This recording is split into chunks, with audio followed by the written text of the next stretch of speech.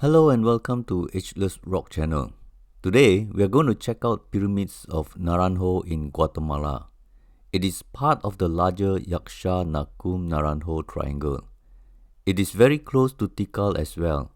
It will be amazing to see this site when it is fully excavated. Maya civilization has been around for more than 1,000 years. The civilization thrived between 500 BC and 950 AD. That's about 15 centuries of occupation. But today, we struggle to understand how everything went dark in history when Europeans arrived. Naranjo in Spanish means orange tree and the Mayan name is Huacapnal.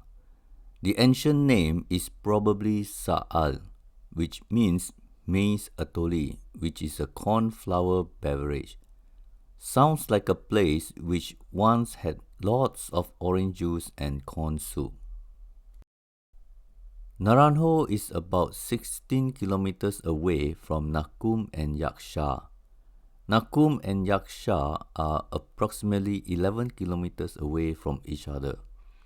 This is like the golden triangle of Maya civilization in Guatemala and is part of Yaksha Nakum Naranjo National Park.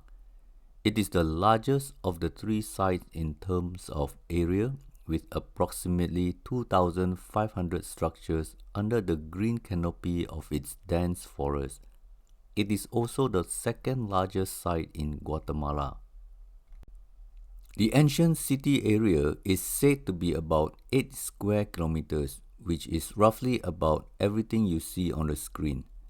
The surrounding ceramic reveals inhabitants living around this area as early as 750 BC. Naranjo city itself is said to have been about 2.25 square kilometers or almost a square mile. Under this thick layer of jungle, there seems to be nothing much to see here. But under the thick layer of tropical vegetation is a layer of civilization set in limestone with several acropolises made up of almost 400 structures where the famous queen known as Lady Six Sky once ruled here between 682 AD and 741 AD. According to Peabody Museum of Archaeology and Ethnology website, Tobert Mahler is said to have discovered Naranjo rather than the usual rediscovered. But Tobert Mahler himself mentioned in his book Explorations of the Upper Usumacinta and Adjacent Region that in early part of the year 1905, he hired locals with mules to get him there. He said, quote, "At the beginning of February, all was in readiness. Accompanied by muleteer, I now went in person to Naranjo, to this corner of the earth, hidden in the densest forest and never before visited by a European, the exploration of which I had no reason to regret." Unquote. This site was later explored in more detail, focusing on the hieroglyphs by Dr. Silvanus Mollet, who brought along with him Dr. Oliver Ricketson.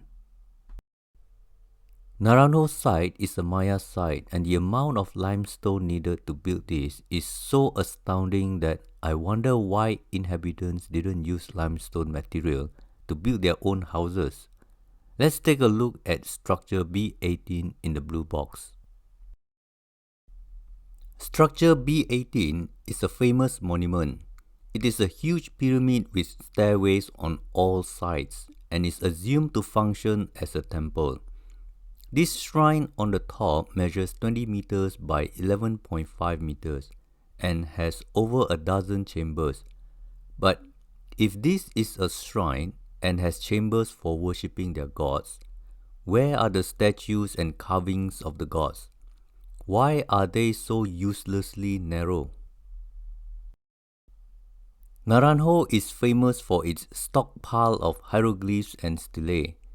Archaeologists are more interested in decoding and deciphering hieroglyphs, hoping to put Mayan history on paper one block at a time. But this one caught my attention. Stellar 30 has a man holding an object that looks like the typical man bag everyone is talking about. I wonder if this has anything to do with other man bag depictions around the world. Although it is different because it has 3 compartments which might be something else, it is still worth noting the similarity for now. Structure B18 was identified as Structure 16 in the early map by Silvanus Molle. It has the famous hieroglyphs on the stairway, so it is also known as the Temple of the Hieroglyph Stairway. Structure B18 is said to have astronomical significance due to the E-group style linked with Structure B20. E-group style is unique because it has north, central, and south temples connected to the focal point of the East Pyramid, thus forming the alphabet E.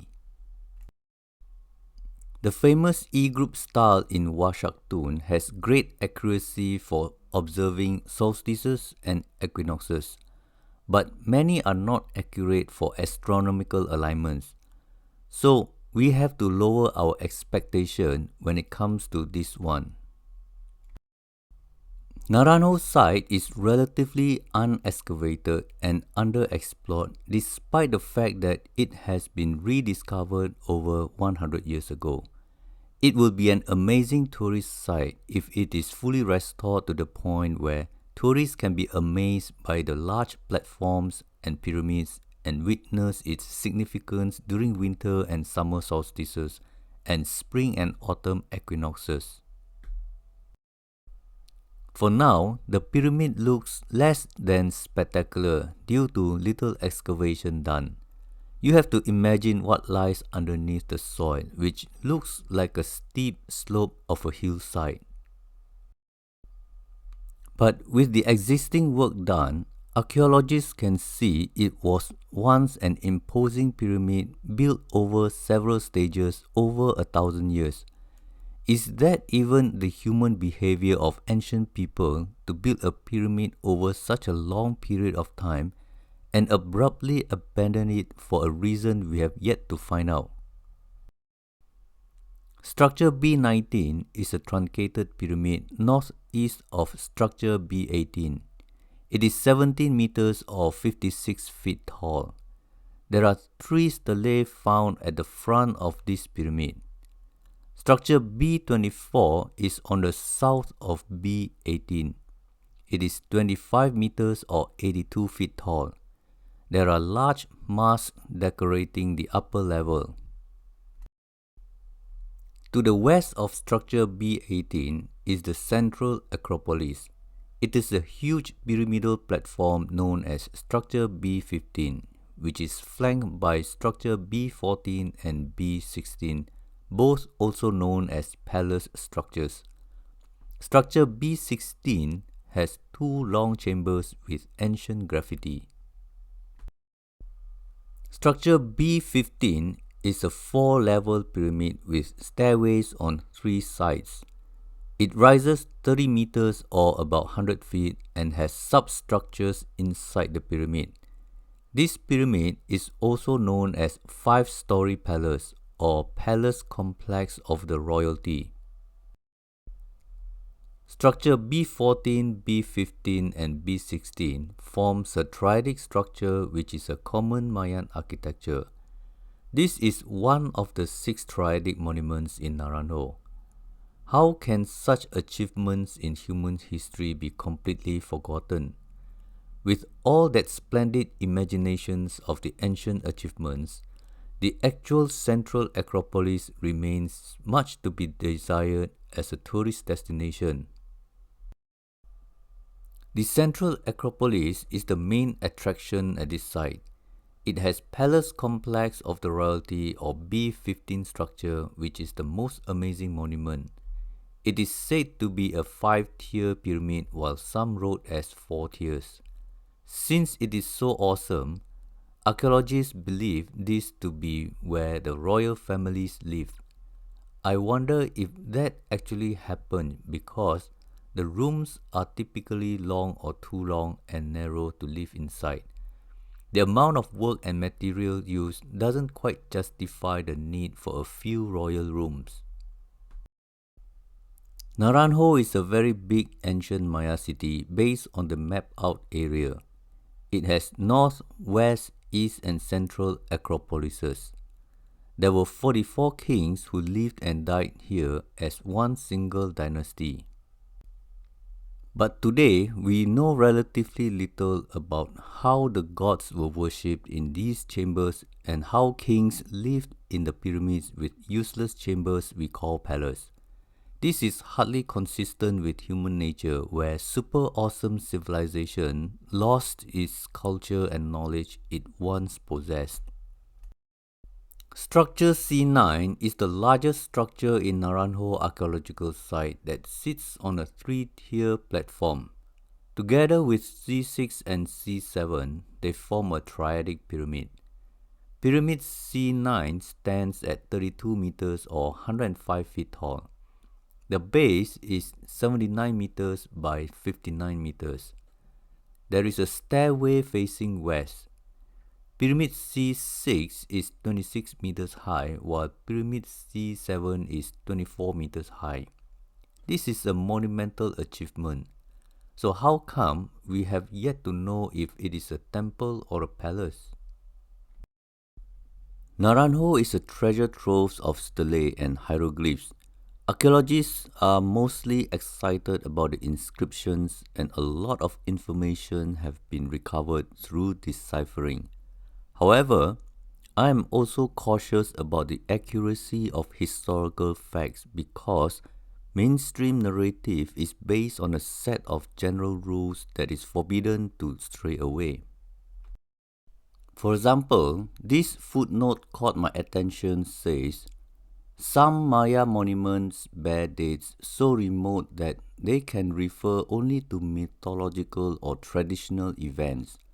Such are the initial series of the Temples of the Cross, the Foliated Cross, and the Sun at Palenque, Stela C at Quirigua, and Stela C at Copan, which carry time back 3,000 years before the historical period of the Maya civilization.